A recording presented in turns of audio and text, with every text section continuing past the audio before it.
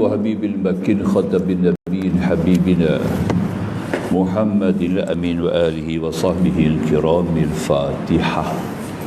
أعوذ بالله من الشيطان الرجيم. بسم الله الرحمن الرحيم. الحمد لله رب العالمين الرحمن الرحيم.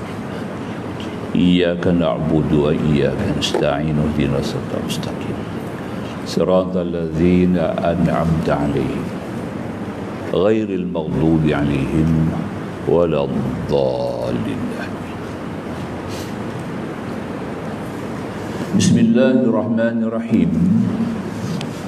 الحمد لله الذي أرسل رسوله بالهدى ودين الحق ليظهره على الدين كله وكفى بالله شهيدا. والصلاة والسلام على أشرف المرسلين سيدنا محمد الأمين وعلى آله وصحبه ومن دعا بدعوته إلى يوم الدين. أما بعد، سبحانك لا علم لنا إلا ما علمتنا إنك أنت العليم الحكيم. رب اشرح لي صدري ويسر لي أمري واحلل عقدة من لساني يفقهوا قولي. InsyaAllah kita lanjut sambung pada muka surat 235. 235 kita ambil daripada atas sesudah kita lalui suatu peristiwa yang ini berlaku kepada sahabat besar Sayyidina Abu Bakar As-Siddiq radhiyallahu ta'ala anhu, yakni beliau telah meminum susu yang telah diberi oleh seorang kepadanya, di mana hasil daripada di mana orang ni dia menjampi dengan jampi seketika zaman jahiliyah dulu. Maka untuk rawatan dia jampi, mungkin jampi itu tidak sejalan dengan syarak jampi jadi maka tu dia dapatlah upah kerana menjampi itu, dia bagi susu, maka susu tu dia bagi minum kepada Abu Bakar As-Siddiq, sahabat besar. Jadi bila Imam Abu Bakar As-Siddiq minum susu tu, dia dapat tahu kata hasil yang dapat susu dengan kerana kerja-kerja jampi, maka dia pun muntah baliklah susu tu. Lepas muntah tu dia berdoa, ya Allah, inilah kemampuanku, maka apa yang tertinggal dalam urat sarafku, maka cukuplah engkau kuserahkan permohonan keampunan. Ini ada disebutlah begitu. Jadi maka peristiwa ini menunjukkan kepada anda tentang wajibnya anda memeriksa setiap apa yang anda datanginya, sekiranya anda mempunyai tilik pandang yang teliti dalam perkara warak dan haknya. Ini hukum warak lah dalam segi makan minum yang kita telah baca pada pangkat awal ni, yakni pada hukum syarak ringan lah. Pada hukum syarak ni kita hukum yang zahir, kita tidak selidik sampai ke dalam. Tapi kalau kita pakai hukum warak, apa benda yang kita nak jadikan sebagai minuman makanan, maka kita tilik pandang dengan lebih jauh, lebih halus kalau kita nak makan makanan di kedai contohnya lah orang kedai tu, sampai orang yang jual tu pun kita ambil kira, bukan makanan sajalah, hak tukang jual pun kita ambil kira.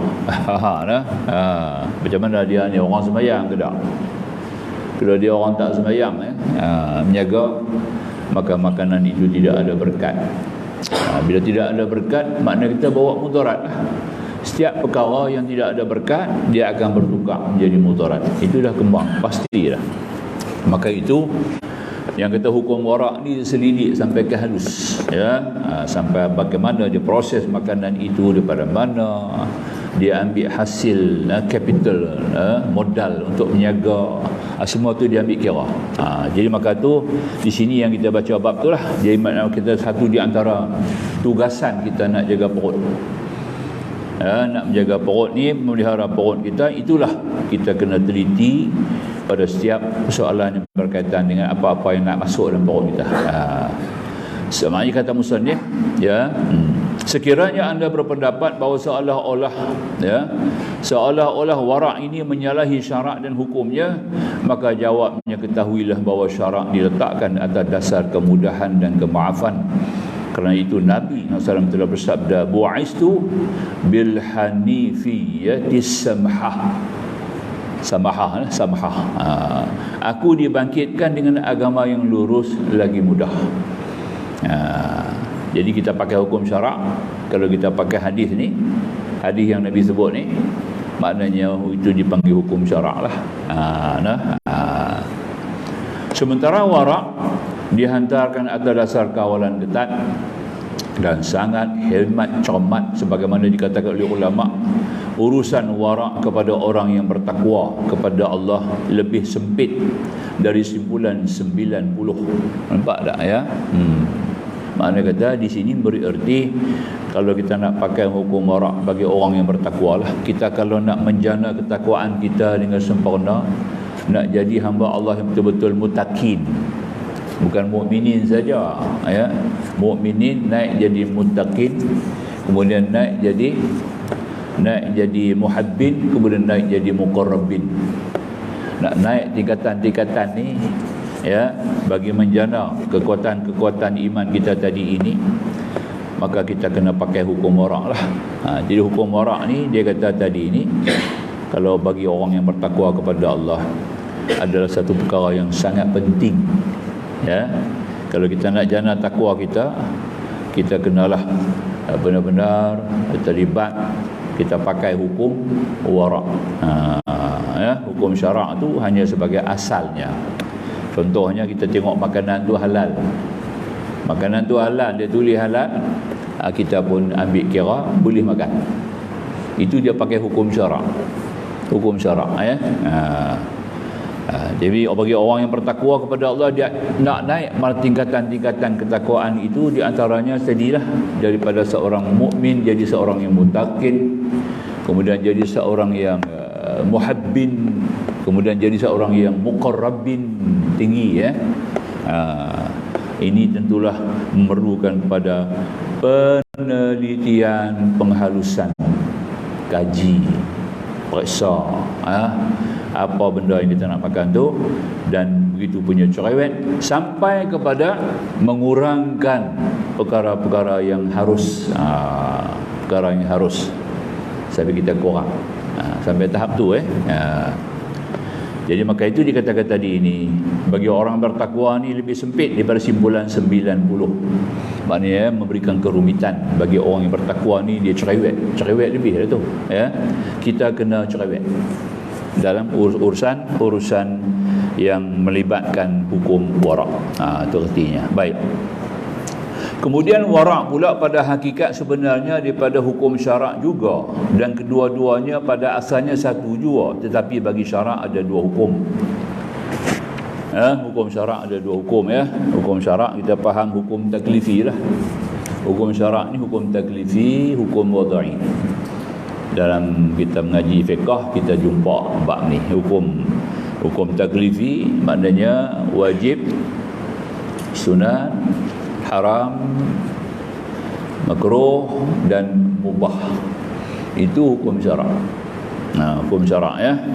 Jadi pada dasarnya kalau kita pakai hukum syarak ni ada dua. Pertama harus.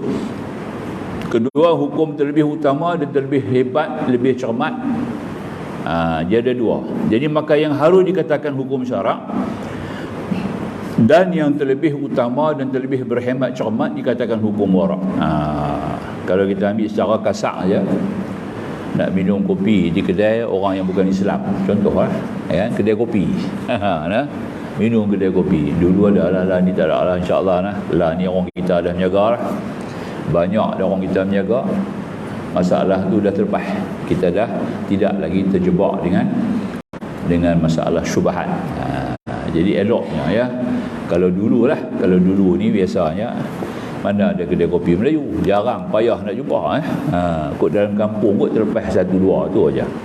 Lazimnya kedai-kedai kopi ni orang yang bukan Islam. Itu dia. Dan kita pun hingga minumlah. Tu kata tadi ni, itu dia hukumnya harus. Hukum dia harus lah. Boleh minum, ya. Kalau kita halusi hukum dia oleh kerana dia bukan Islam, maka jadilah hukum tu makruh. Maknanya tidak ada fadilah, tak dapat fadilah, tak dapat pahala sunat, tak dapat fadilahnya. Itu artinya makruh. Bila kita makan di kedai ia bukan milik yang dimiliki oleh orang yang bukan Islam. Itu contoh, ya. Kalau kita halusi, ya, macam kita nak paksa lagi halusi, maka itu lebih dipanggil sebagai hukum wara'. Ya, dimasuk dalam bab fadilah. Dia masuk dalam bab fadilah. Maka yang harus dikatakan hukum syarak dan terlebih utama dan terlebih hemat cermat dikatakan hukum wara'. Maka kedua-duanya walaupun nampaknya agak berbeza, tetapi satu jua pada asalnya. Ya, hukum dia satu jugalah, hukum syarak lah tu. Tapi yang hukum wara' ni cuma kita berlebih sikit saja, ya. Kita lebih dalam memerasa, menilai, ya, dan mengambil guna. Itulah beza dia sikit, ya. Orang mai sedekah kat kita, kita nak pergi Mekah, orang pun mai sedekah kat kita lah. Sambil-sambil salam-salam tu dia pun lepas ada sampul dekat kita, kan. Kalau kita hukum syarak, kita tak usah banyak bercakap, ambil terima pakai. Kata ada orang bagi dan kita penerima. Jadi kita bukan ambil hak dia, kita terima pemberian dia. Daripada segi hukum itu adalah harus, tidak ada masalah.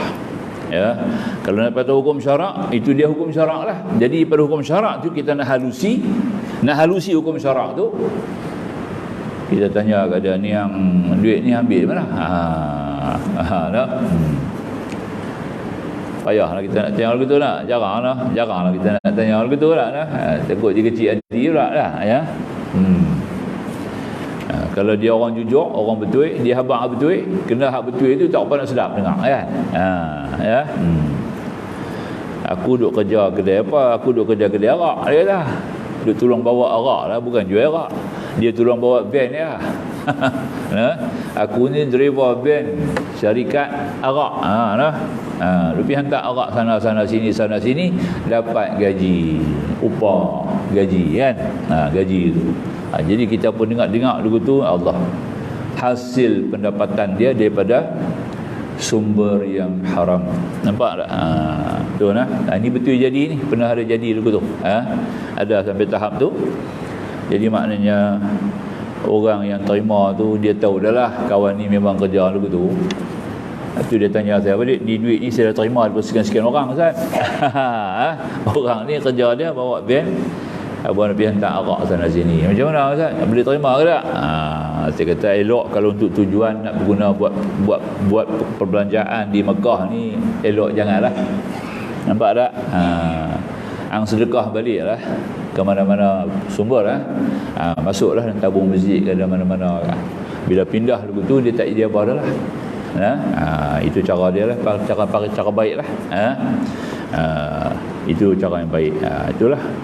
Jadi makanya kita nak fikir hal itulah. Sekiranya anda berpendapat bahawa apabila harus memeriksa dan menyelidiki mengenai semua perkara, saya apa yang kita mengambilnya pada zaman sekarang ini telah merosakkan kita, dan sudah tentu sekali perkara wara' ini menyukarkan bagi Tuhan empunya sifat wara' ini. Jadi kalau kita nak tengok pada hukum wara' ni, banyak perkara yang kita tak boleh pakai, banyak benda tak boleh guna, banyak benda yang kita tak boleh terima, banyak benda kita tak boleh makan. Dia hukum wara'. Paling-paling tidaknya urusan-urusan makanan yang diproses oleh orang bukan Islam. Banyak kan hari ni? Banyak kan makanan-makanan yang diproses oleh orang bukan Islam? Itu dah confirm, pasti dah. Maknanya kalau kita pakai hukum wara' tak boleh gunalah bahan-bahan ni. Apa-apa benda yang kita nak beli tu jadi terhalang lah kerana kita pakai hukum wara'. Itu soalan pokok je lah. Makanya kata Imam Ghazali, ya, kita kenalah bersusah payah sungguh-sungguh kalau kita nak meningkatkan ketakwaan kita, nak mengukuh ketakwaan kita, macam saya sebut tadi lah, daripada tahap mukmin jadi seorang yang muttaqin, daripada seorang muttaqin naik kepada seorang yang muhibbin, yang cinta kepada Allah, cinta kepada agama, cinta kepada Islam, cinta kepada Al-Quran, cinta kepada Nabi, ya. Kemudian kita lonjak naik lagi, nak meningkat lagi kepada muqarrabin, lebih dekat lagi, seolah-olah malaikat lah kita kata atau dia ni. Tentulah kita perlu pakai hukum wara'. Nak meningkat ketakwaan kita kepada Allah, kita kena pakai hukum wara'. Sebab tu dalam takwa ni ulama menyebut, ya, kita kalau nak mengemban, nak cari ketakwaan, nak menjana ketakwaan, kita kena buat benda yang berat, bukan buat benda yang ringan. Buat benda yang berat. Nampak tak? Contohnya lah, kalau kita sembahyang sunat duha, ya, sekadar melaksanakan ibadat sunat tu, kita boleh sembahyang 2 rakaat cukup dah. Sebab ada hadis kan yang mengatakan sekadar kita boleh sembahyang 2 rakaat sunat duha pun cukup dah, ya. Lebih besar daripada segala nilai, segala apa yang ada di antara langit dan bumi. 2 rakaat yang kita bina sembahyang sunat duha tu melebihi kelebihannya daripada apa yang ada di langit dan apa yang ada di bumi. Nampak?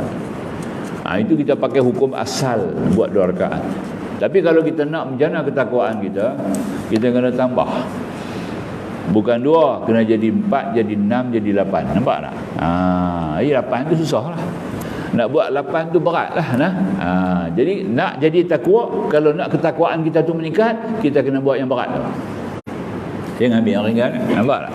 Contoh macam kita sembahyang sunat ba'diyah, qabliyah, ba'diyah. Kalau qabliyah ke ba'diyah ni, kalau ikut yang muakkadah, yang dituntut ada 10 ya. Bagi petang, bagi petang malam ada 10 saja yang mengiring sembahyang-sembahyang fardu, itu yang muakkadah, yang kuat. 2 sebelum subuh, 2 sebelum zuhur, 2 lepas zuhur, 2 lepas maghrib, 2 lepas isya, habis. Itu ini dah boleh dah. Kalau kita buat benda tu dah memang elok dah. Tapi nak menjana ketakwaan, kita kena ambil pula yang ghairu muakkadah, yang tidak dituntut. Ada 12. Buat hak 12 tu. Bukan kita 10 aja, kita buat pula hak 12 jadi 22. Tambah lagi zuhur, buh 2 lagi sebelum zuhur, buh 2 lagi lepas zuhur. Naik pula 4 sebelum asar, 2 sebelum maghrib, 2 sebelum isya. Jadi 12. Ini takwa. Ini orang yang nak menambah ketakwaan untuk meningkat ketakwaan. Dia kena buat benda ni. Benda tu berat. Nampak tak? Itu maksud kata tadi ni, kalau kita nak menjana ketakwaan kepada Allah, takwa diri kita, maka kita kena pilih yang berat. Buat yang berat. Nampak tak? Baru kita punya ketakwaan akan meningkat. Tapi kalau kita ambil secara umum saja, buat dekat 2 sudah, takwa kita tak akan meningkat. Duk takut tu lah. Dia tak mau kemah. Dia tak mau kemah. Jadi kita tidak akan merasa kemanisan iman, tak akan merasa kelazatan beramal, dan kita tidak akan merasa kebesaran Allah tu, kita tidak akan terasa di jiwa kita. Kalau kita hanya buat seumumnya saja, seadanya saja. Jadi kalau kita nak menambah ketakwaan kita kepada Allah, kita kena ambil yang berat. Itulah maksudnya. Macam itulah hukum wara' pun. Kalau sekadar hukum syarak, halal sudah, selalu kira apa lah. Dia kata halal, maka sudah. Selalu paksa. Maka kita punya ketakwaan tak akan bertambah.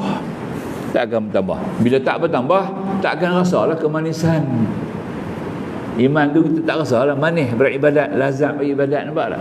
Tak rasalah kebesaran Allah tu. Wala zikrullahi akbar tu tak rasalah. Tak rasalah kebesaran Allah. Jadi kalau kita nak merasa kebesaran Allah, kebesaran Allah ni ada pada 3. Nak kata kebesaran Allah ni ada pada 3. Nampak tak? Yang maksud kebesaran Allah ni, tuan-tuan, saya nak tekan sikit lah supaya tuan-tuan faham ni bab makrifah ni. Bila kita sebut kebesaran Allah, Allahu Akbar, ada 3. Ada 3. Kita akan merasai, pertama sekali kita kena merasai akan kemurahan Allah Subhanahu Wa Taala. Sifat Rahman tu kita akan rasa. Nampak tak? Itu tandanya kita akan terasa besarnya Allah. Orang yang merasai kebesaran Allah, dia akan merasai kemurahan Allah dalam memberi segala-gala, dalam memberikannya segala-gala. Nampak tak? Itu paling penting sekali. Itu nombor 1. Nombor 2, kita akan merasai yang kedua, kasih sayang Allah kepada hamba dia. Maka di sini pula adanya sifat Rahim. Nampak tak? 2. Ya, itu dia. Dan nombor 3, kita akan merasai bahawasanya Allah dengan bersifat kekayaan, kaya Tuhan. Jadi kita akan cari, bila kaya kita akan carilah orang kaya. Kalau kita dah yakin kata orang tu kaya, kita akan dekat dengan dia, betul tak? Maka tu kalau kita yakin Allah kaya, kita akan dekat. Hari ni orang tak yakin. Manusia tak yakin yang Allah tu kaya. Nampak tak? Maka tu dia tidak menghampirkan diri kepada Allah. Kalau orang merasai kata Allah tu kaya, ya, maka dia akan dekat dengan Tuhan kerana dia nakkan segala nikmat kekayaan itu ada dengan Allah. Kaya pada semua sudut lah, bukan kaya RM2 aja, ya. Kaya iman, kaya amal, kaya sifat-sifat yang terpuji. Nampak tak? Itu kita nak tu. Jadi kekayaan ni jangan baca kata RM2. Orang kaya, orang faham kata kaya RM2, ya. Yang kata tadi ni kaya jiwa. Itu yang kita nak tu. Jadi maknanya yang kata Allah tu besar, boleh terasa kebesaran Allah tu apabila kita ada terlibat dengan 3 perkara ni lah. Pertama, kita menilai kemurahan Allah. Kedua, kita menilai kasih sayang Allah. Ketiga, kita menilai kekayaan Allah. Bila ada 3 perkara ni dalam jiwa kita, baru kita akan terasa kata Allah tu maha besar. Allahu Akbar pakai. Nampak tak? Nampak tak? Nak jadi 3 perkara tu, nak jadi terima 3 perkara ni tuan-tuan, kita kena mendekatkan diri kepada Allah. Dekat kepada Allah ni juga ada 3. Nampak tak? 3 lagi. Senang saya ajak dulu tu, boleh faham, kita bagi isi terus ya. Nak ambil punca kan. Dua habaq yang kita orang tak bawa, tak boleh faham, ya. Macam mana kita nak boleh dapat 3 perkara tadi ni dengan 3 perkara juga. Ya. Pertama, kita mestilah membersihkan jiwa kita dengan sentiasa beristighfar dan bertaubat kepada Allah. Nombor 1. Itu masih penting. Sebab tu Allah kata innallaha yuhibbut tawwabin wa yuhibbul mutatahhirin. Allah cukup sayang, kasih kepada orang yang bertaubat, dan Allah kasih kepada orang yang bersih. Nampak tak? Jadi kita ambil lah macam mana nak mengimbau kasih sayang Allah, nakkan supaya Allah sayang pada kita. Maka kita kena pertama sekali bersih pada dosa, taubat, dan kebersihan-kebersihan yang lain lah. Itu yang nombor 1. Kita kena buat, committed, kita kena buat. Yang kedua, memperbanyakkan amalan-amalan sunat. Nampak tak? Tu yang kata tadi, kalau sembahyang duha, aku nak kena buat 8, tak boleh jadi. Aku nak kena tambah, selalu buat 2 ya. Lah aku nak buat 4. Aku nak buat 6. Aku nak buat 8. Nampak tak? Tu dia. Aku nak bangun malam sembahyang tahajud pun 8. Tahajud pun 8 juga. 8 juga lah. 3 witir 11 Nampak tak? Itu yang kata 11 rakaat Nabi buat malam tu. Bukan Ramadan, bukan tarawih. Itu dia, ya. Nabi SAW sembahyang 8 rakaat. Tahajud, qiyamul lail, tambah witirnya 3. Sekarang kita tambah witir. Jangan 3 saja, buat 5, buat 7. Nampak tak? Jangan sekarang melepaskan batuk di tangga, sekadar kita dah buat apa kita dah buat sudah, takat tu kita rasa puas hati, iman kita tak bertambah, ketakwaan kita tak meningkat. Nampak tak? Dan kita tak akan terasa kebesaran Allah Subhanahu Wa Taala. Memang confirm tak akan rasa kebesaran Allah.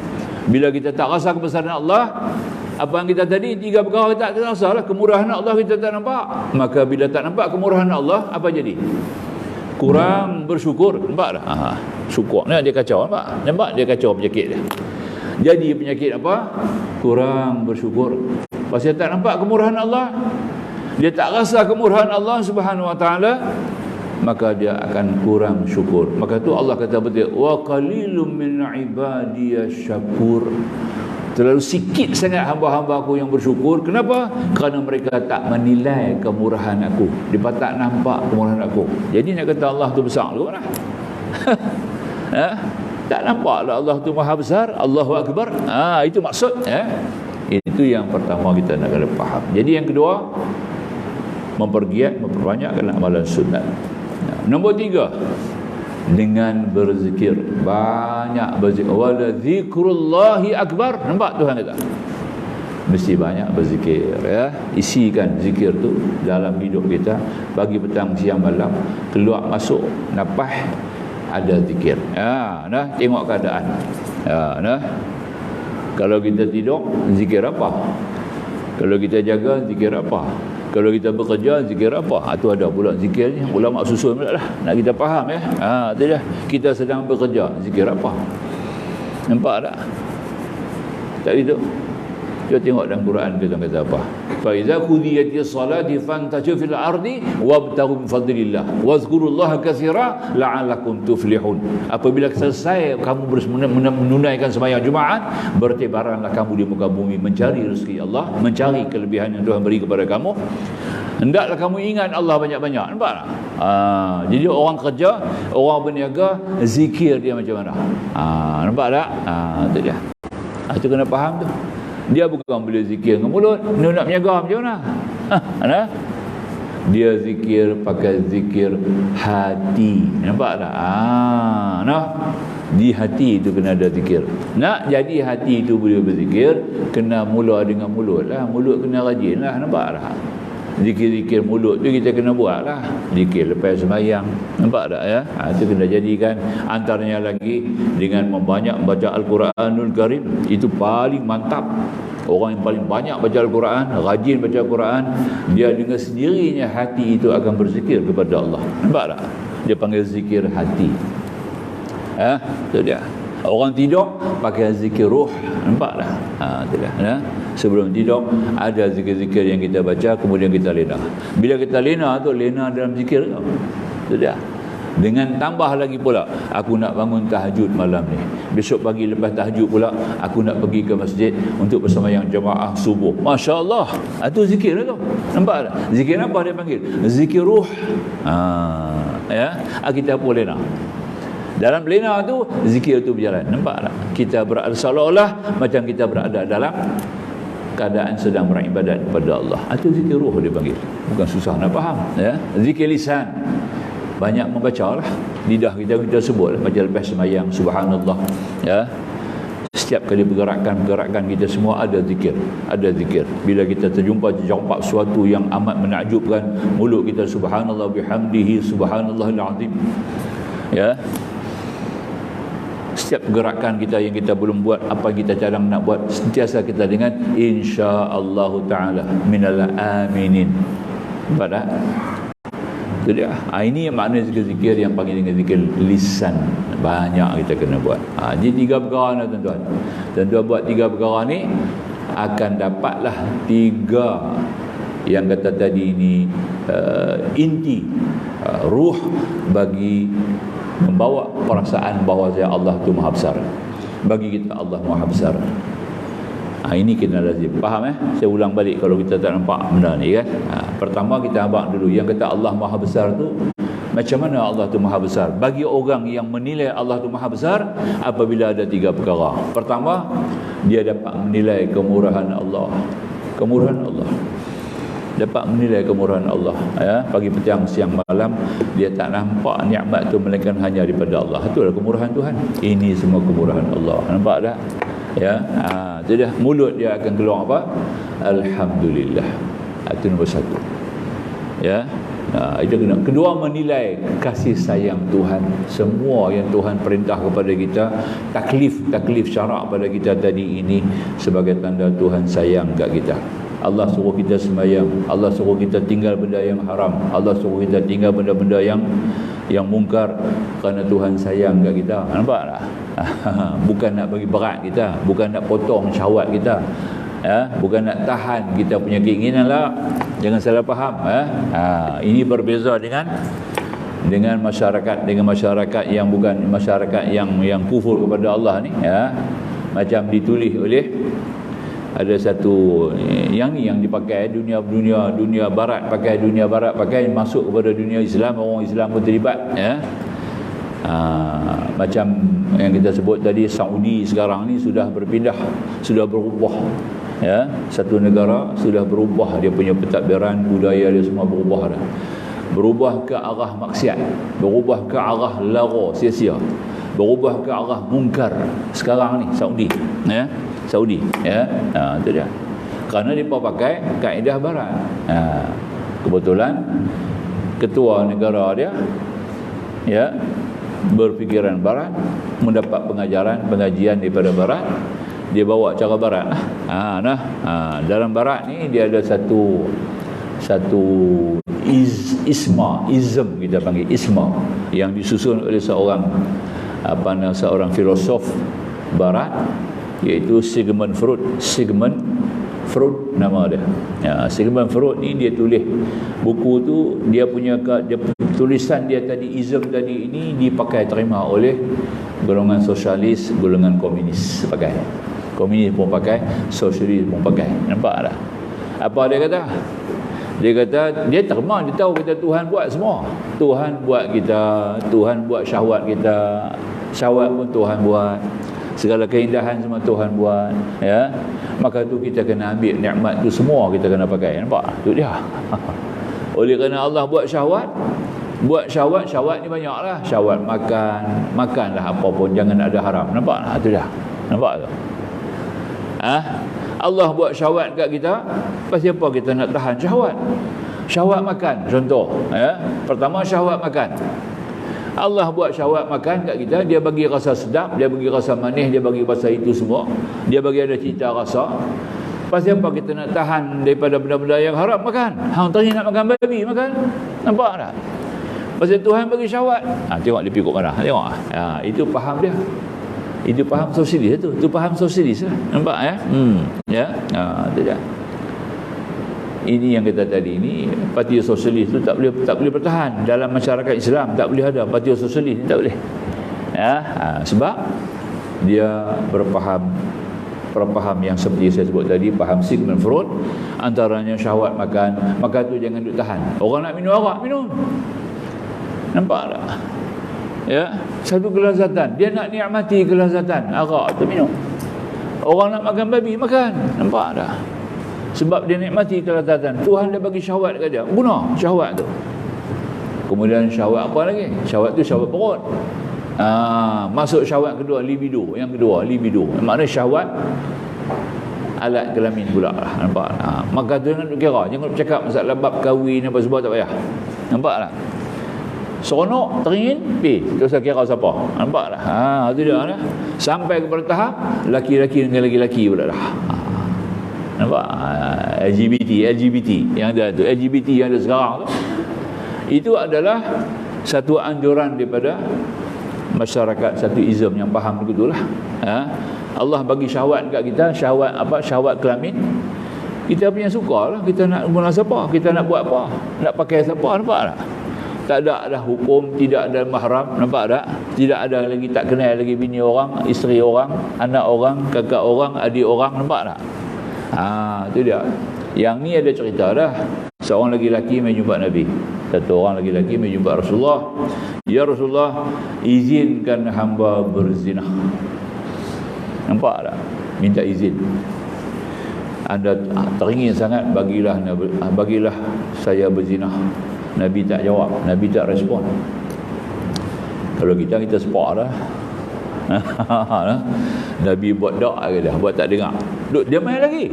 Ya Allah. Dia mai lagi tanya Nabi, ya Rasulullah, izinkan saya berzina. Nampak tak? Nabi tak jawab. Qamat sembahyang, di pabuk sembahyang jemaah. Nabi tak jawab. Nabi jawab. Habis sembahyang Nabi panggil dia.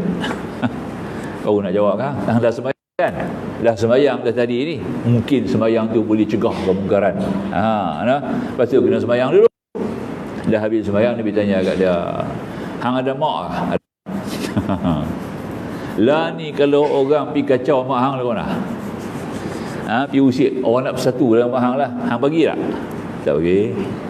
Lah ni hang nak pi berzina dengan mak siapa? Nabi tanya. Nampak? Mesti dah. Lah aku tanya lagi, Nabi kata, hang ada kakak tak? Ada. Hang mau tak kalau kakak hang orang buat? Orang berzina dengan kakak hang. Oh, aku akan bunuh dia kata. Lah ni hang nak berzina dengan kakak siapa? Nampak? Nampak? Ya. Hang ada adik perempuan tak? Ada. Ya. Macam mana kalau orang bersatu dengan adik hang? Nampak tak?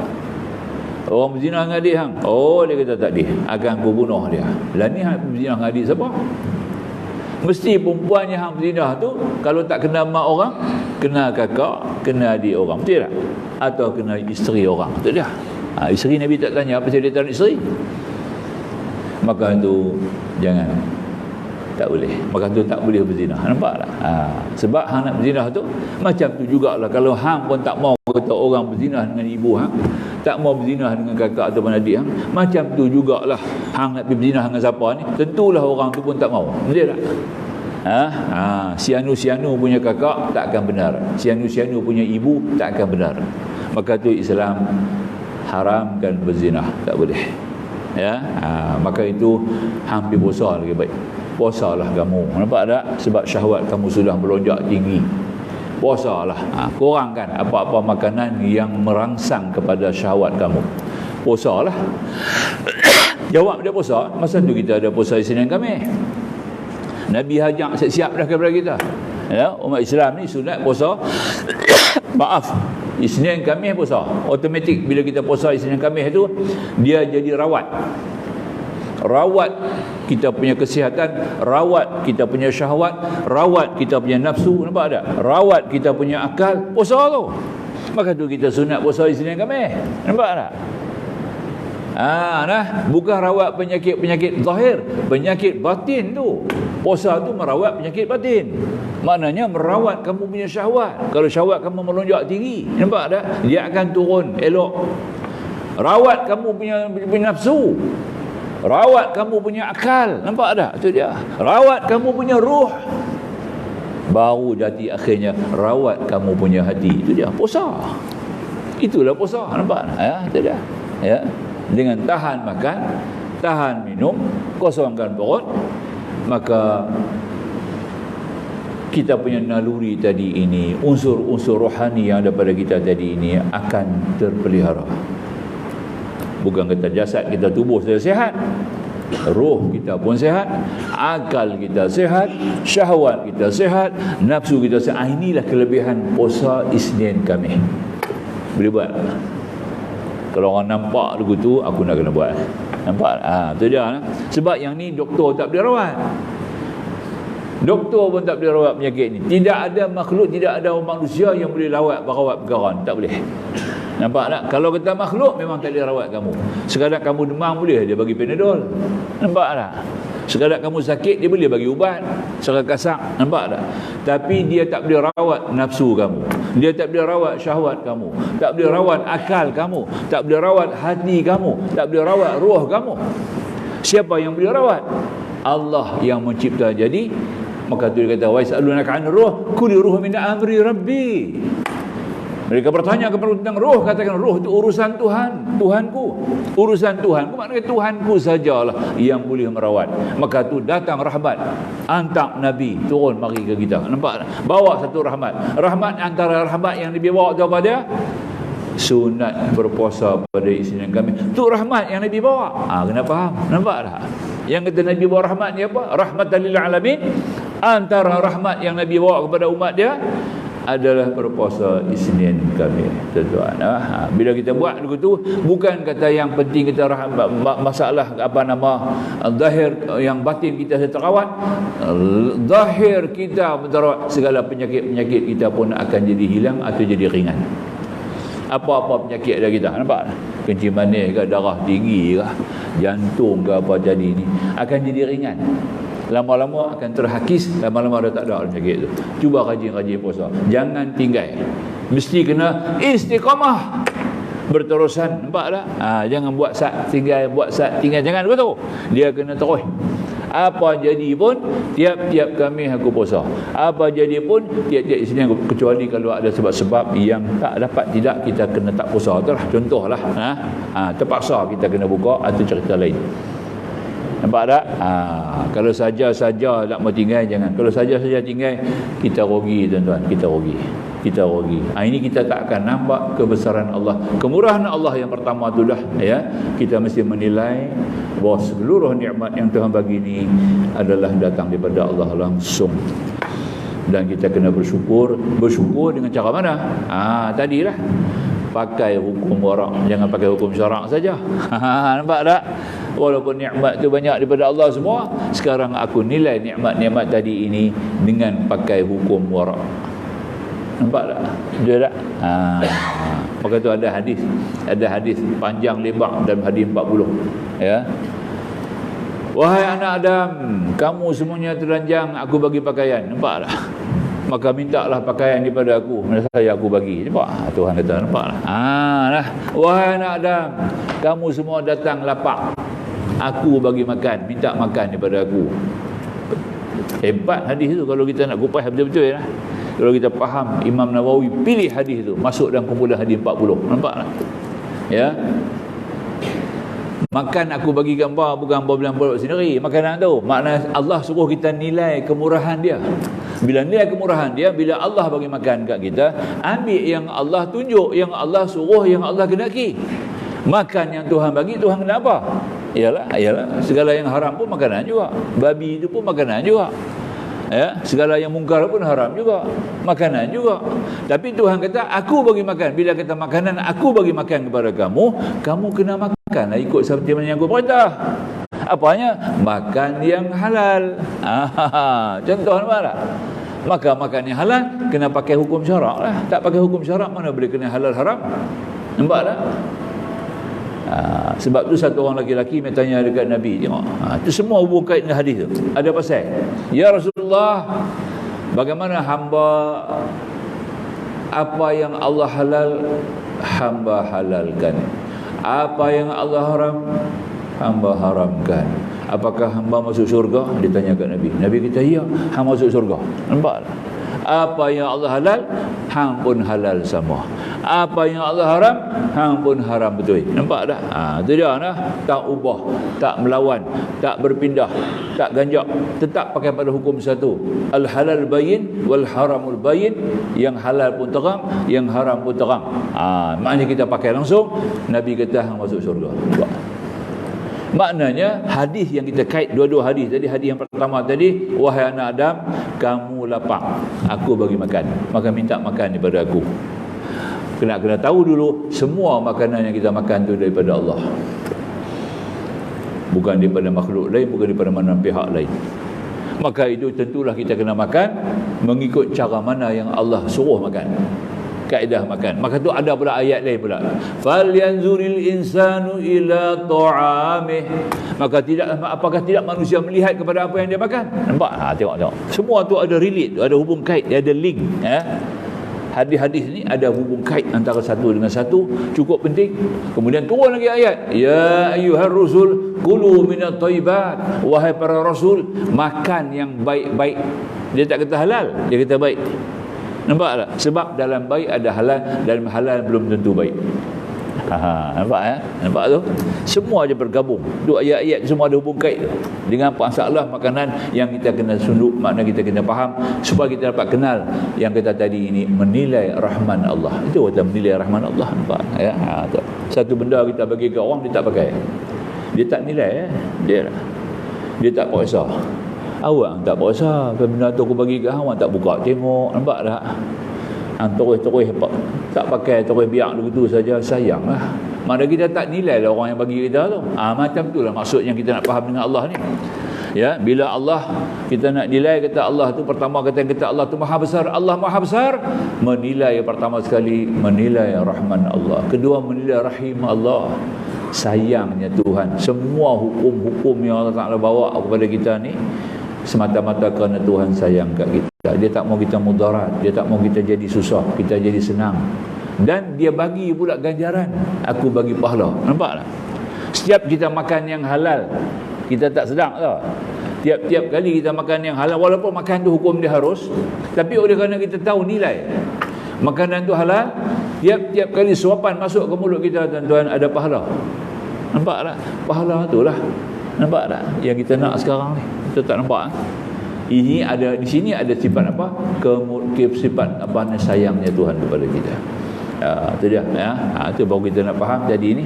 Dan kalau kita boleh lihat kepada tahap ni, maknanya barulah kita dapat menilai bahawa kasih sayang Allah tu kepada kita sendiri ada begitu tinggi. Itu kita nak masuk ni, kita nak bercakap hukum warak. Kenapa hukum warak ni? Yang saya boleh jelaskan macam tu, tuan-tuan nak faham, ya. Baik, sambung lagi.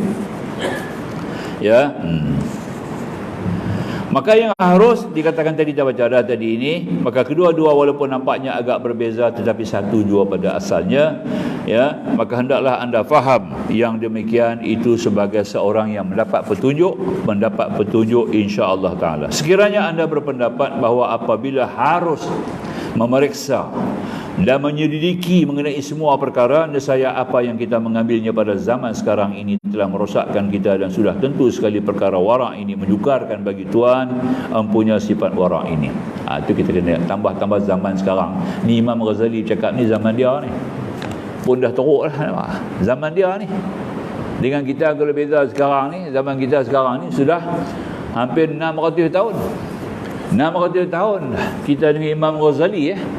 Rupanya zaman dia dah haru biru ni dah berlaku dah. Kalangan peniaga-peniaga, orang yang buat makanan apa semua dah wujud dah zaman dia dah, ya. Itu dia, ya. Tu. Maka dia kata tadi ini merumitkan sekali, di mana tidak dia mesti punya cukup persediaan perbekalan yang boleh menyampaikan kepada taat. Ketahuilah jalan wara' itu memang sukar. Jalan wara' memang sukar. Macam ni dia katalah Majlis 90 Bilatan, bahawa sesiapa yang bermaksud menjalaninya disyaratkan menguatkan hati dan jiwa raga dalam menanggung kepayahan hidup. Nampak tak? Dan jika tidak, maka tidak akan sempurna sifat waraknya itu. Nak jadi warak ni memang berat, sebab banyak benda jadi tak boleh. Asal banyak benda boleh tapi jadi tak boleh. Macam tadi, nampak, ya. Tak boleh kita makan makanan semua. Kita pergi di supermarket beli barang-barang, kita beli setiap bulan kan, apa barang-barangan kita beli, tahu makanan begitu begini, ya. Ya. Jadi kita tak nilai. Kalau kita pakai hukum warak, nak kena tengok habis. Ya. Dulu dia ada masuk, sekurang-kurangnya dia ada masuk binatang khinzir, babi itu ada masuk. Sebab tu dia ada cerita dulu sejarah. Dulu dia ada kan, dia kita kena tengok I16, I4, I8, I11 tu ada lemak babi. Nampak tak? Dan ada pula penjelasan lanjut, babi ini hampir 80% dalam proses barangan-barangan keperluan yang kita pakai hari-harian ni, 80% ada masuk bahagian babi. Jadi dia, nampak tak? Orang barat sendiri, depa sendiri yang dedah kat kita. Bukan kita dedah, depa dedah kat kita. 80% dalam barang-barang gunaan kita, sabun, sampai brus kita duk pakai tu pun, brus duk basuh tu pun ada kira. Tangkai kita duk pegang tu, tangkai penyapu pun ada kira. Nampak tak? Itu dia. Tambah hari ni pula kita tengok tempat duduk pakaian, beg. Orang duk pakai beg. Orang perempuan banyak pakai beg yang cantik-cantik kan. Sekarang ni macam-macam jenabah keluar. Beg tu buat dengan apa? Tak tanya. Masuk unsur-unsur babi yang kita tak nampak. Nampak tak? Maka tu kita nak kena teliti. Hari ni punya zaman kita kena teliti habis-habis. Sebab 80% barangan-barangan kegunaan keperluan yang dipakai oleh manusia, khususan kita orang Islam ni, adalah termasuk unsur-unsur najis, unsur-unsur babi. Nampak tak? Itu dia. Keluar pula fatwa. Oleh kerana dia dah berubah, tak ada rupa lagi, dah jadi harus boleh pakai pula dah. Lagi kacau. Itu hukum syarak. Nampak tak? Peranan para alim ulama pula, ya. Nak hukum lagu mana dah. Macam kita ni sofa. Kita duduk atas sofa, beli sofa mahal-mahal, tu 10,000, 15,000 sofa pun dah rumah, ya. Tu. Unsur babi banyak tu. Kita tak sedar. Nampak tak? Tu dah. Kalau dengan kulit lembu, kulit kambing, banyak mana nak buat? Terlalu mahal, orang tak boleh beli. Lagipun kurang menarik. Dia buat cara-cara ni dengan cara hari ni punya keadaan cushion tu, ya. Bercek balik cushion kita, ya. Kebanyakan cushion kita tadi ini daripada kulit babi. Nampak tak? Daripada lemak babi, paling banyak lemak dia.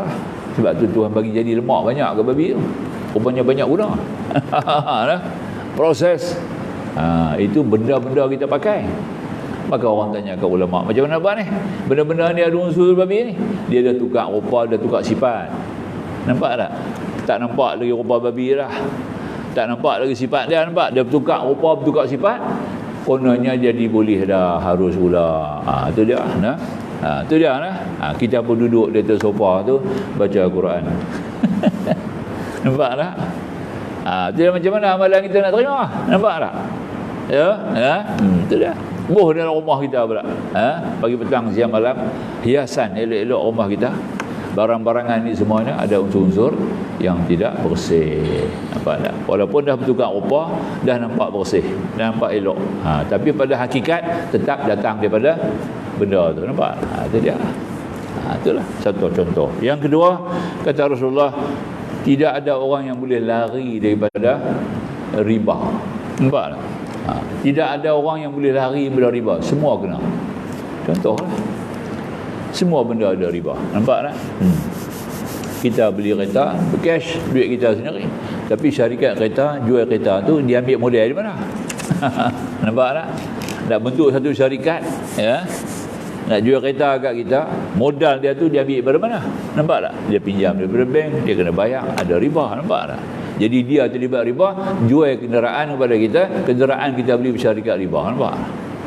Kita kena lah juga. Kalau kita tak riba, kita kena juga. Serpih dia, tempiah tu kita kena. Nampak tak?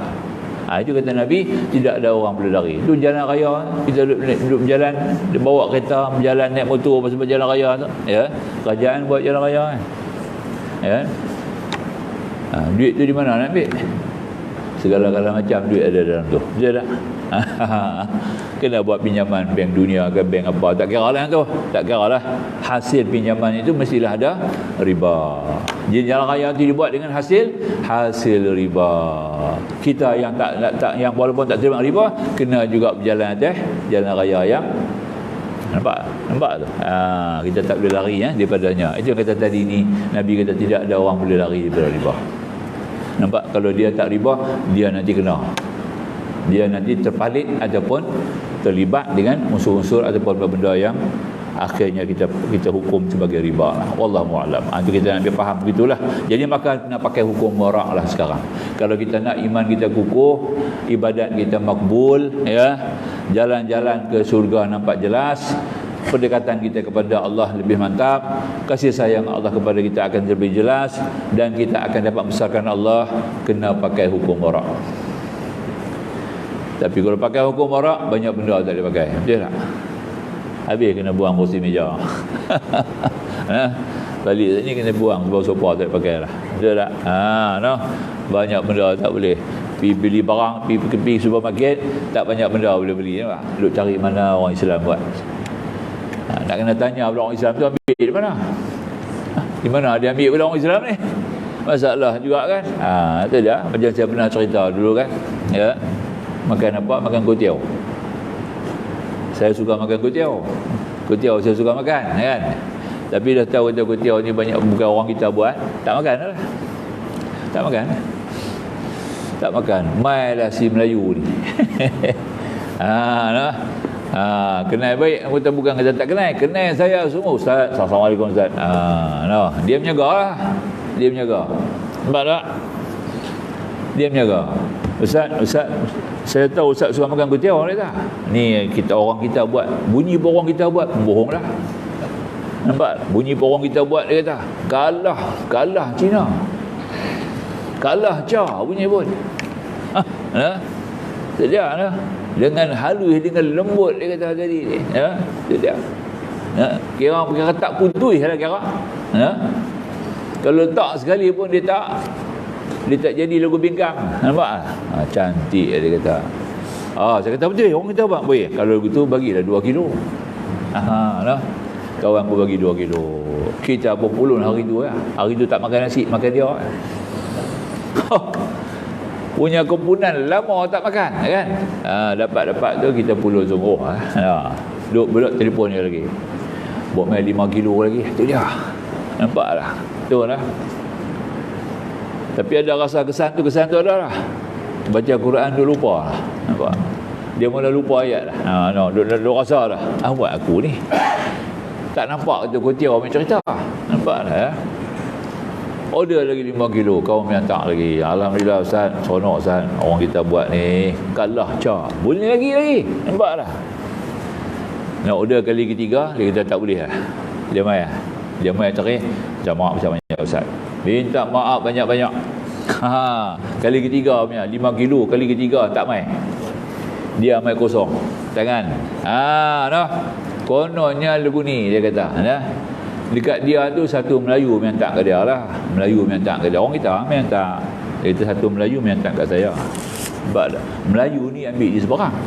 Dia ambil di seberang dia kata. Kita tahu seberang banyak orang Melayu lah. Ambil seberang dia kata. Kemudian hak seberang tu pula mai ambil di pulau. Nampak tak? Pulau pula, kampung pulau. Nah, Pulau Pinang, kampung pulau. Tempat Cina betul Dulu jadi hartal kan. Bergaduh Cina Melayu.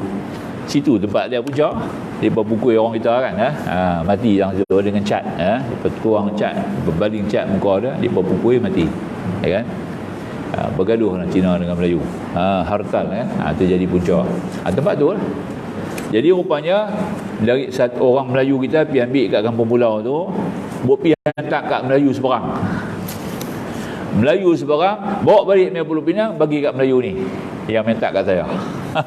Nampak tak? Jadi 3 Melayu. Jaga baiklah. 3 Melayu ni tak boleh. Awak 3 Melayu tentera bagus. Nampak tak? Nah, 3 Melayu ni teruk. Tu dia lah. Dapat kesan lah. Tu dah, tu dia. Pasal apa kita tak sedia? Cuba pasal kita percaya kat dia. Orang yang menghantar tu bukan jalan-jalan, serban tak pernah lekat, tak pernah lepas kepala. Tu dia. Serban tak lepas kepala lah kita kata. Nampak tak? Sentiasa serban. Mana kita tak percaya? Nampak? Orang sembahyang, orang mengaji. Nampak tak?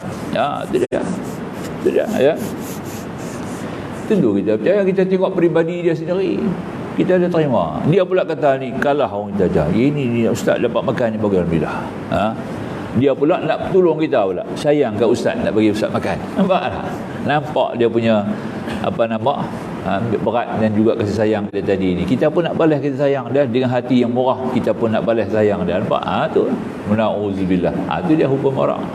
Nak kena pakai hukum orang baru dapat cerita. Ni hang ambil di mana? Patut nak tanya dulu tu. Saya tilap tak tanya dah. Betul lah hang ambil ni, hang ambil kat Melayu tu. Melayu ni ambil di mana pula?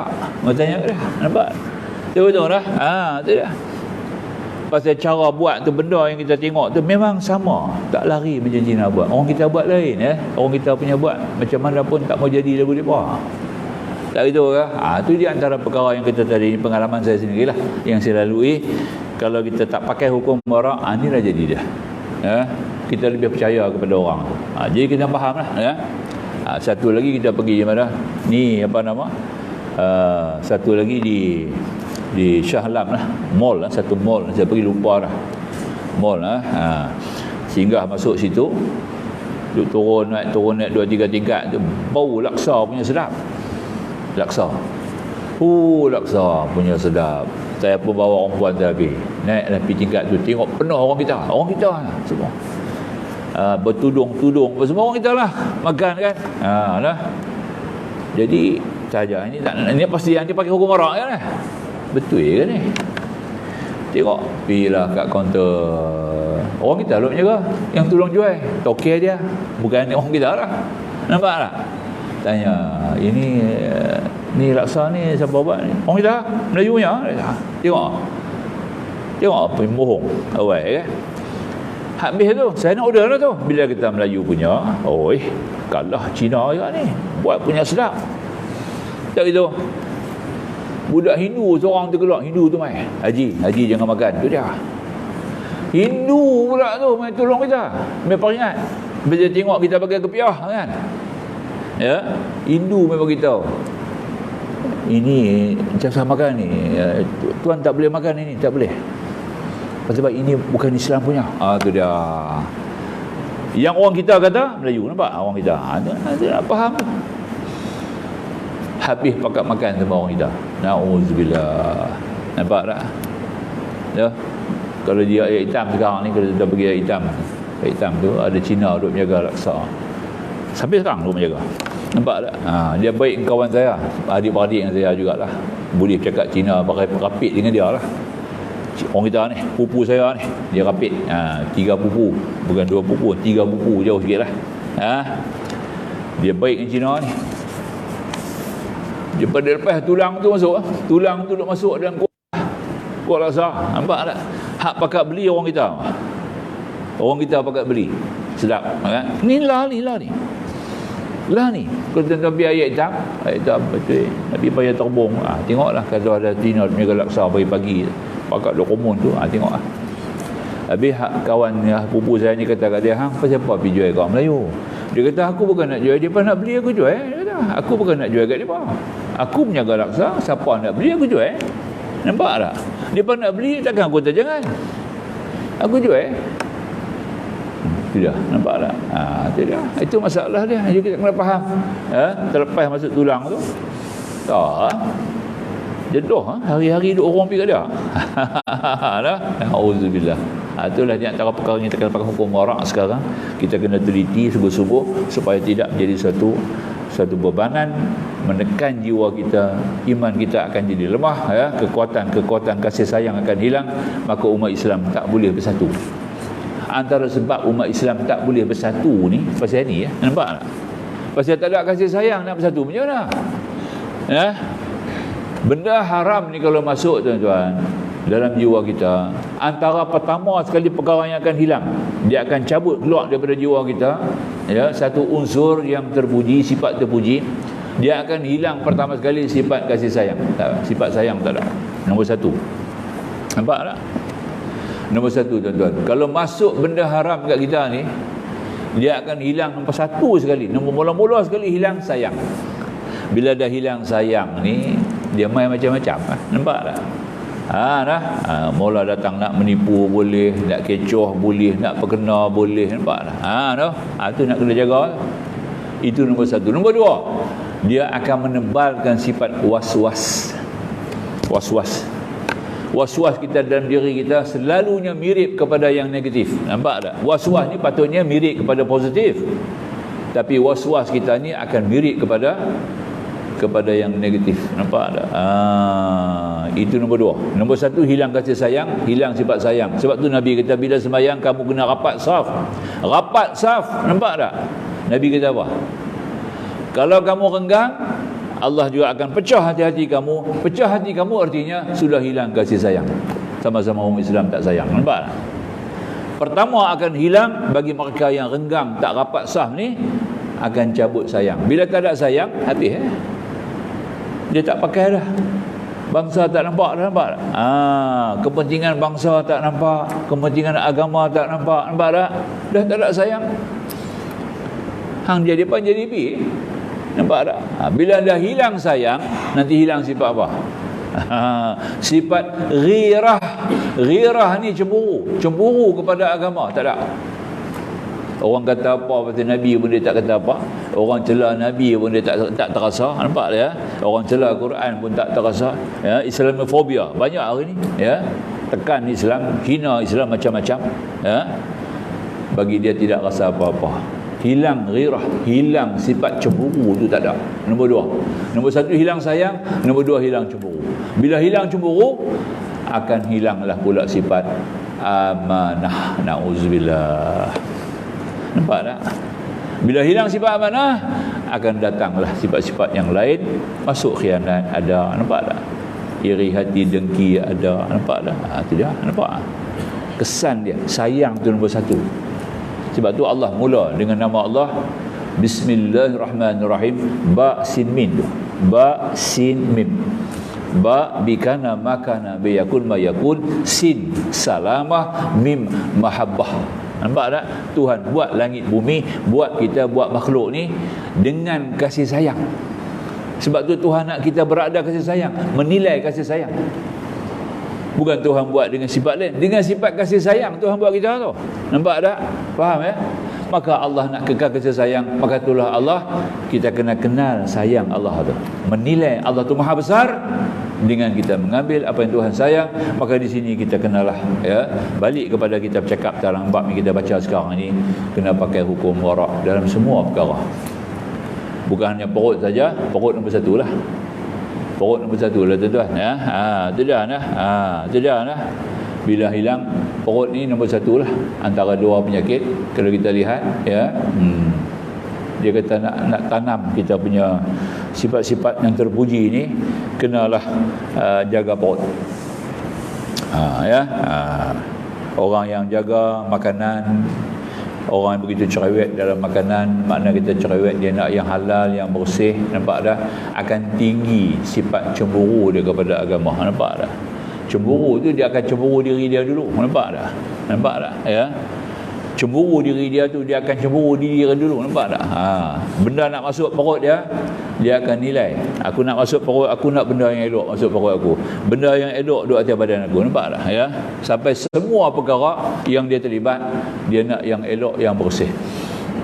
Sebab dia cemburu diri, kena cemburu diri kita dululah, baru cemburu orang, nampak? Ya? Itu dia, ya.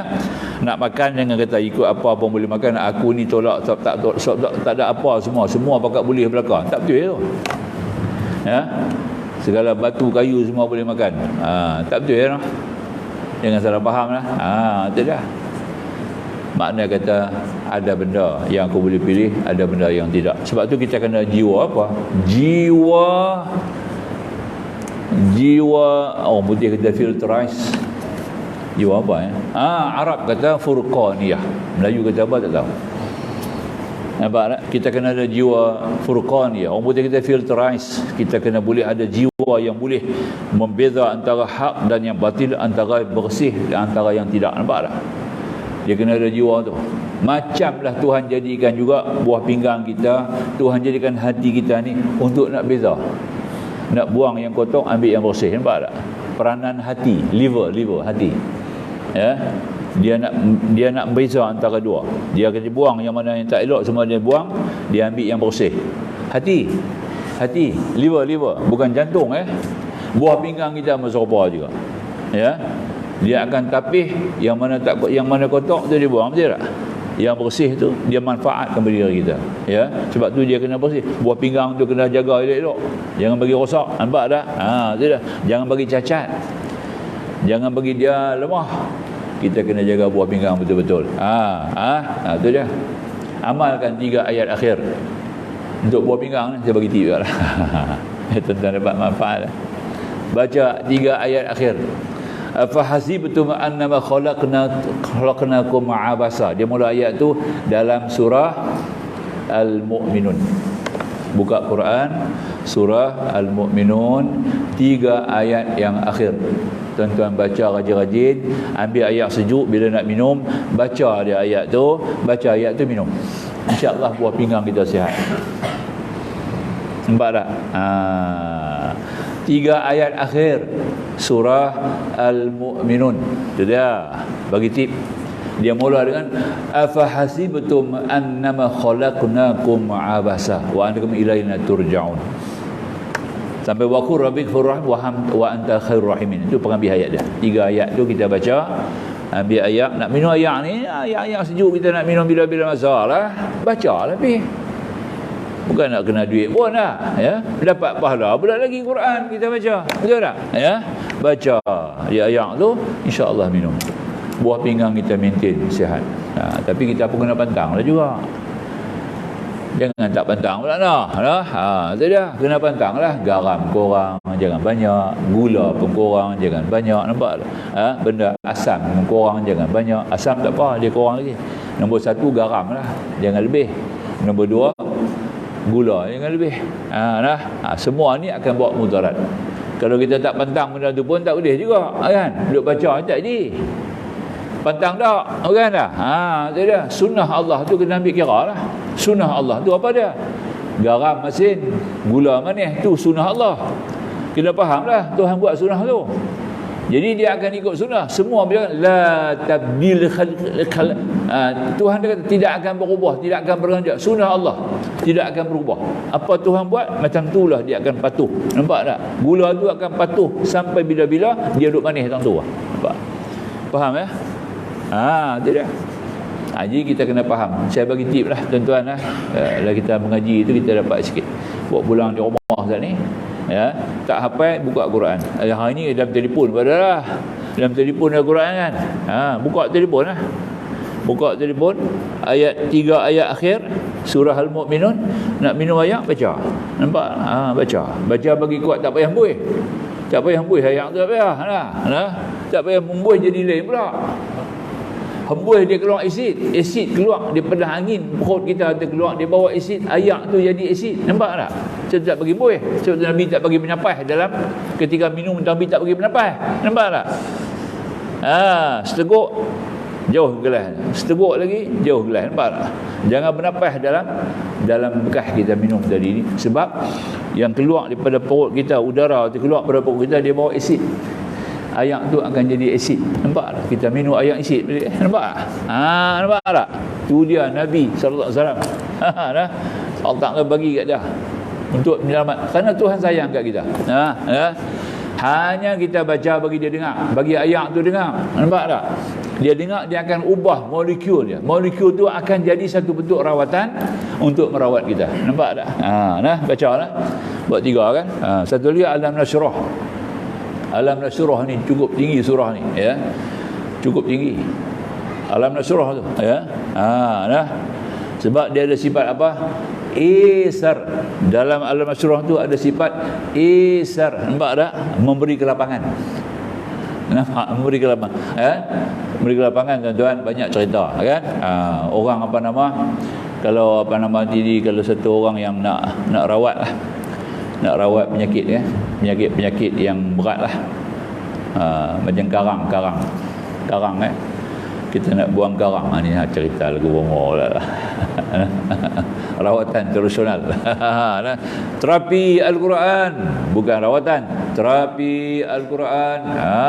Al-Quran tu syifa, kita ambil terapi dia lah, ya. Tulis Alam Nashrah, tulis elok-elok, tulis dengan tangan. Tak mau photostat, tak mau tulis dengan tangan elok-elok Alam Nashrah tu, ya. Tak payah berbaris, jangan berbaris. Nampak tak? Ya. Tulis elok-elok, kemudian masukkan dalam bekas ayak, cari satu bekas ayak, masukkan bekas ayak, kemudian baca, ya. Kita baca Alam Nashrah 111. Boleh baca tak? Lama lagi lah, 111 kali baca, bagi ayat tu dengar, minum, insya-Allah karang hilang karang. Tu dia. Tu dia. Kita nak berubat orang pun boleh. Nampak tak? Itu cara dia lah. Alam Nashrah punya cerita 111 kali, 111 kali.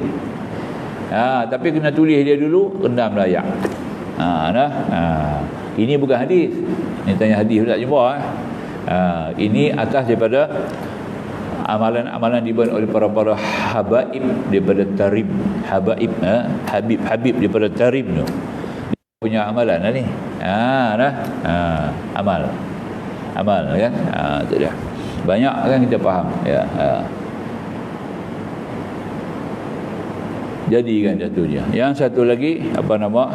Ini tak tahu hangpa bisa dengar ke tak, ya. Ini daripada Tarim juga, daripada Tarim kan. Budak-budak kita beranak kita cukur rambut kan. Cukur 40 kali. Tiap-tiap Rabu. Tiap-tiap hari Rabu cukur. Rabu ni mula-mula cukur dia hari Rabu. Hari Rabu mula cukur. Kemudian Rabu depan cukur lagi. Rabu depan cukur lagi. 40 kali Rabu cukur, insya-Allah budak tu jadi orang alim. Budak jadi orang alim. Sayyidina Ali buat kerja tu. Nampak tak? Ya. Dia cukur rambut dia botak. Sayyidina Ali botak. Dia cukur.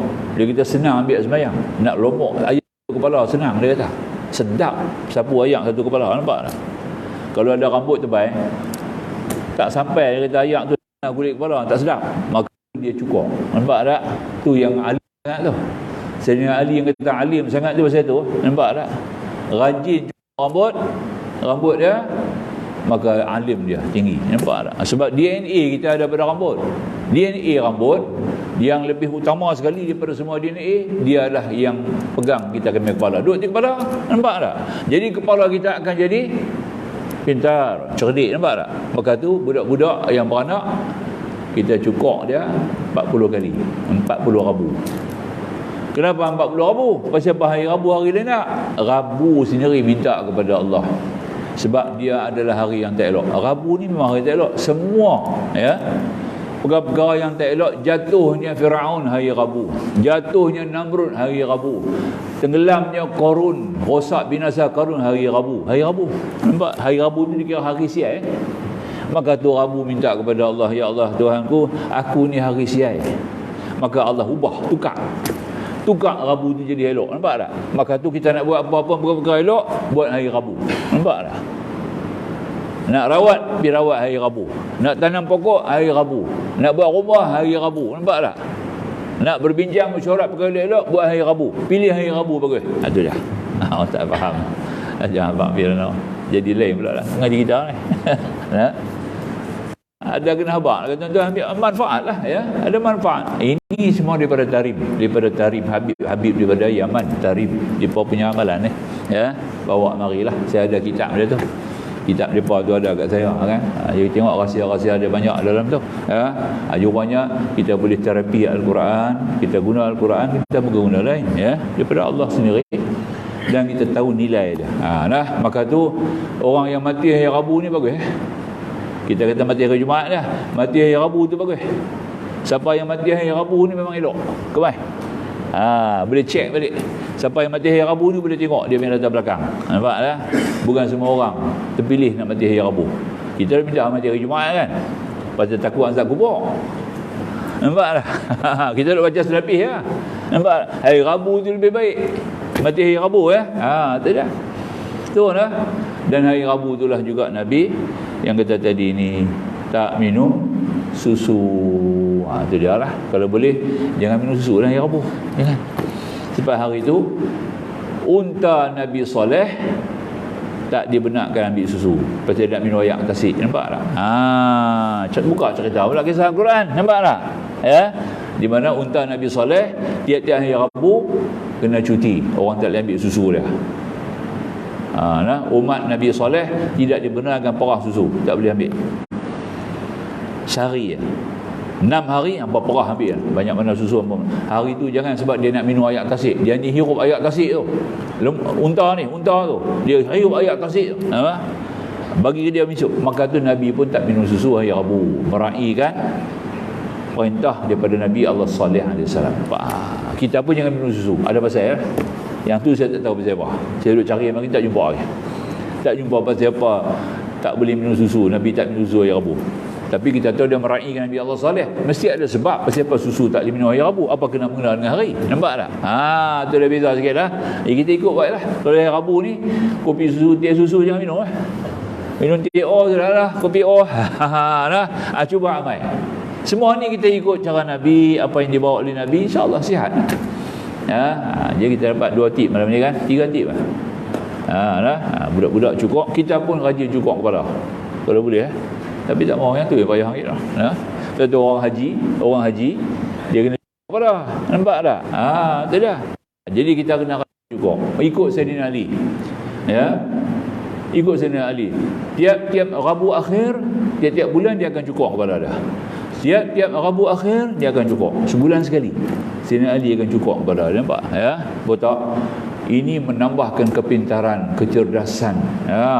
Akan tambah kita punya kepintaran lagi. Sebab DNA kita tu sentiasa diperbaharui. DNA rambut tu diperbaharui. Nampak tak? Sebab tu orang haji pun tahlul kena cukup rambut. Supaya ubah DNA dia dah balik kepada DNA mabrur. Sebelum tak mabrur.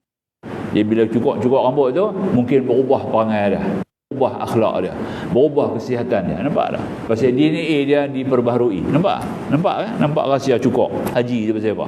Nampak tak? Itu sebagai contoh lah. Kita kena habaq semua tu tuan-tuan supaya kita dapat rahsia. Dekat tu lah kot. Kat mana kita nak berhenti? Muka surat 236.